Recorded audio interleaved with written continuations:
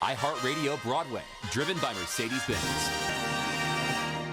If I was able to swap parts, I think I would go with Mayor Goldie Wilson. I like the He gets sound the of that. That's a Goldie Wilson line. I like the sound of that. What about you? What would you like to? Honestly, I think I'd be Jennifer Parker.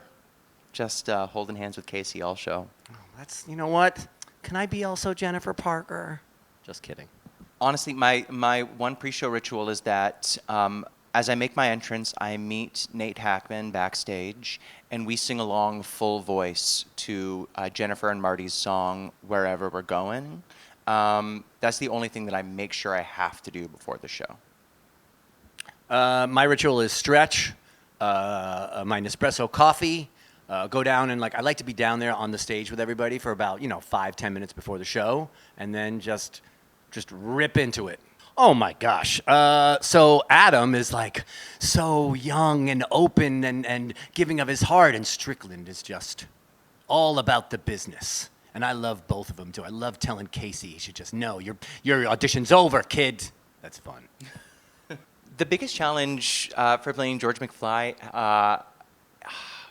the physicality is huge in this show. It's exhausting. But also I think the fun challenge of it is finding that perfect chemistry blend of humor and emotion. I love finding the heart in George, but I also love tickling people's funny bones.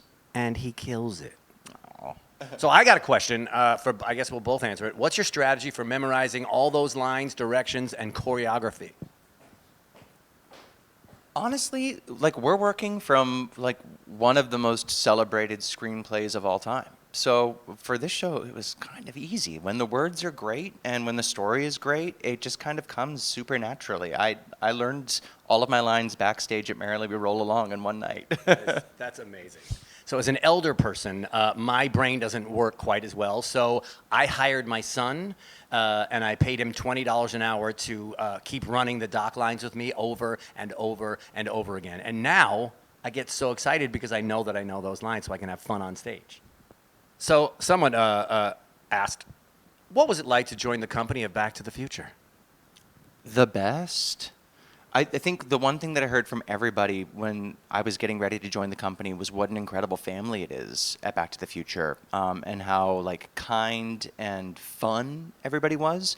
And right off the bat, it was just such a lovely, hilarious group of people to get to hang out with every Probably day. because at the beginning you were in the dressing room with me because we were both sort of learning it. Is that Yeah, there was one specific person who was... It was me.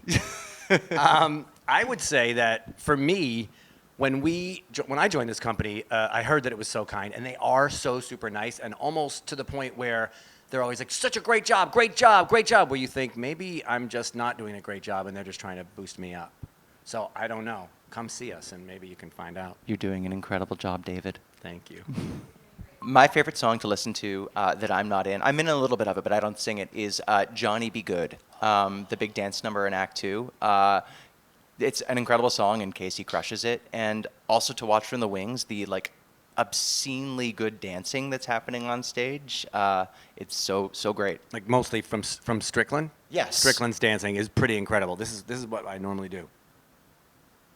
I point at the kids to stop doing those bad things. And it's beautiful. I think my favorite song to listen to is Put Your Mind to It.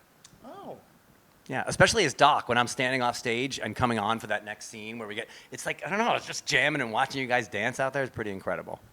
iHeartRadio Broadway, driven by Mercedes-Benz.